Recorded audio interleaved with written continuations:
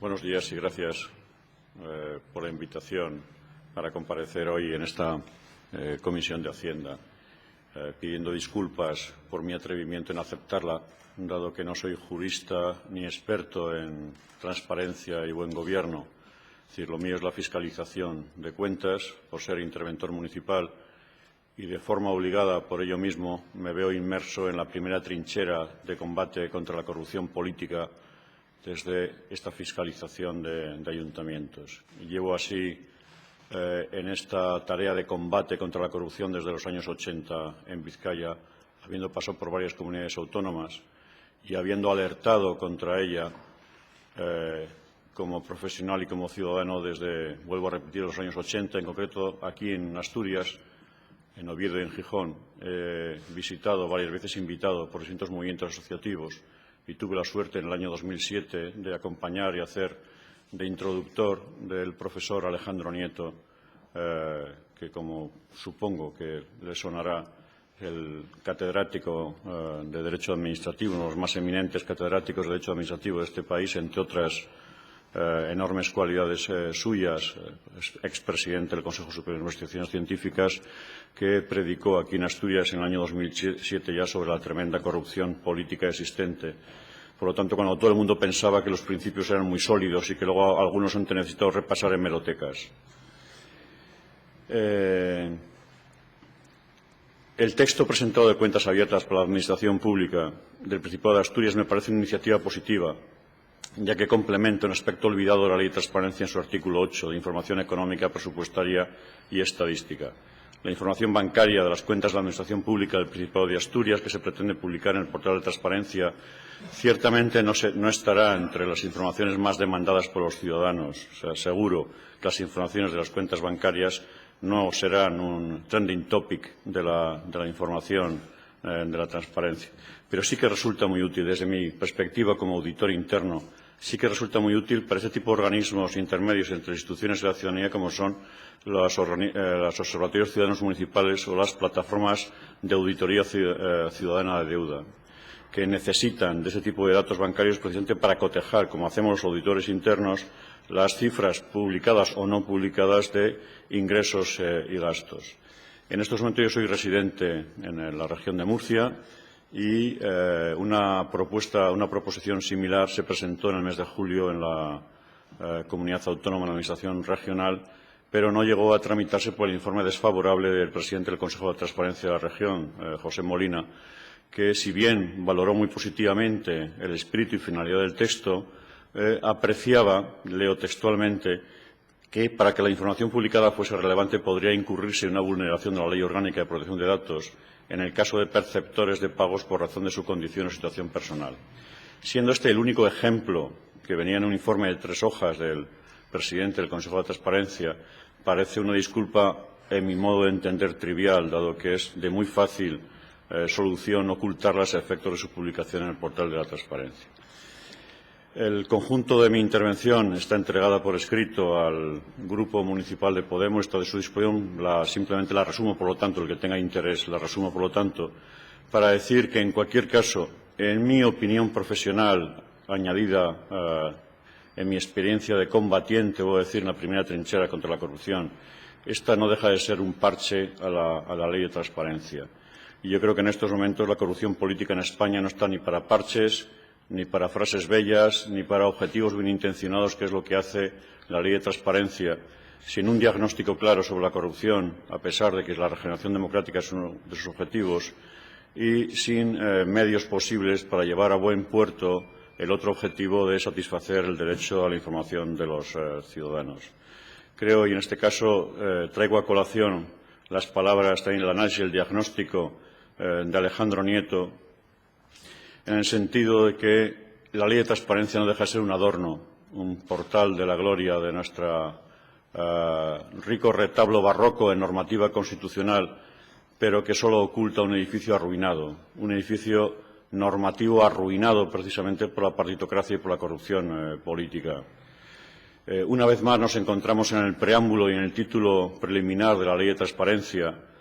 con palabras y objetivos bien intencionados que solo pueden convencer a voluntarios entusiastas, ya que no resultan creíbles a la luz de la experiencia, o que no hay más necio que el que termina creyéndose sus propias mentiras publicitarias. Creo que los problemas de la Ley de Transparencia son gravísimos, están en el núcleo fundamental de la propia ley. Algunos expertos, como Miguel Ángel Blanco, los vienen señalando, que es el hecho de que no está asociado a un derecho de la información como derecho fundamental ciudadano ligado al artículo 22 de la Constitución del derecho a la libertad de expresión. Si fuera así, no posibilitaría 17 leyes autonómicas, sino una única ley estatal como es la Ley de Protección de Datos y tampoco 17 consejos de transparencia que resultan para determinados ciudadanos incomprensibles en momentos incluso se cuestionan algunas de las instituciones como los defensores del pueblo autonómicos por en algunos casos, su escasa eficacia en cuanto a las bellas palabras y objetivos para los cuales se crearon. El segundo tema fundamental que señalo como defectos de forma más pormenorizada en este pequeño escrito de 4 hojas es que el gran hándicap, el gran defecto de la Ley de Transparencia es otra vez que su régimen sancionador es absolutamente inviable. Es decir, vuelve a cometer otra vez los mismos errores del título 10 de la Ley 30/92 de la responsabilidad administrativa derivada de la responsabilidad patrimonial de las autoridades y personal al servicio de la Administración. No es posible que el mismo alcalde que no da la información ni siquiera a sus propios concejales de la oposición y mucho menos a los ciudadanos, en el que el silencio administrativo sigue siendo la norma en este país todavía hoy, en el año 2016, sigue siendo la norma mayoritaria en la mayor parte de instituciones públicas, el silencio administrativo. Vuelva usted mañana, se ha sustituido por el recurra usted. No es posible que esa autoridad máxima de la alcaldía sea competente para incoar el expediente sancionador por falta de información. No hay experiencias previas de nadie que salga a la harakiri a sí mismo en las instituciones públicas españolas.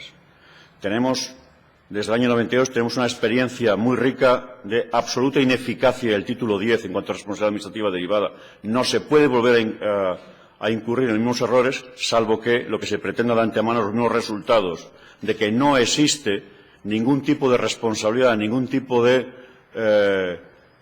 trinchera previa frente a la corrupción política antes de la utilización del Código Penal.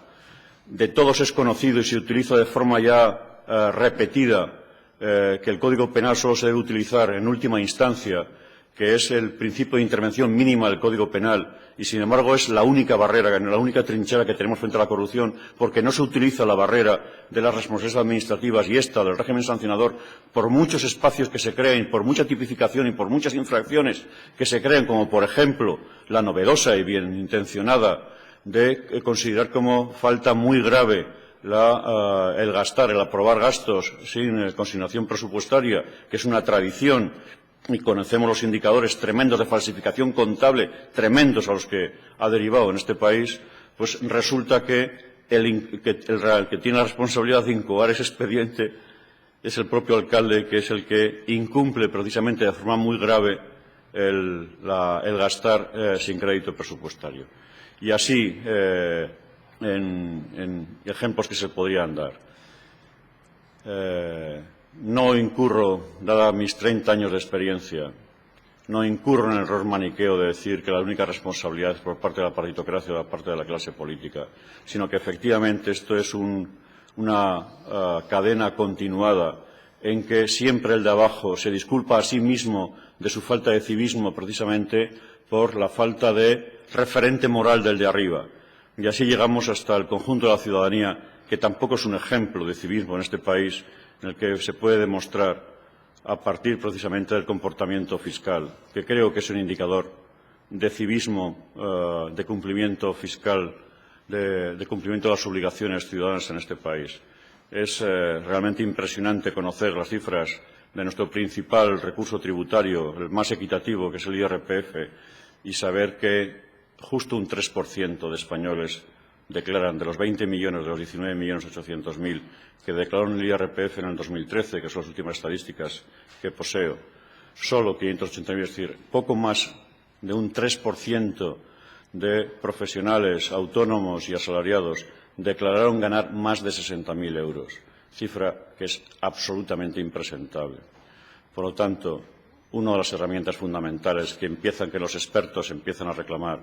es que no solamente exigir transparencia, el bolsillo transparente, cuentas y responsabilidades administrativas previas a los que infrinjan lo que ya repetidas veces tenemos múltiples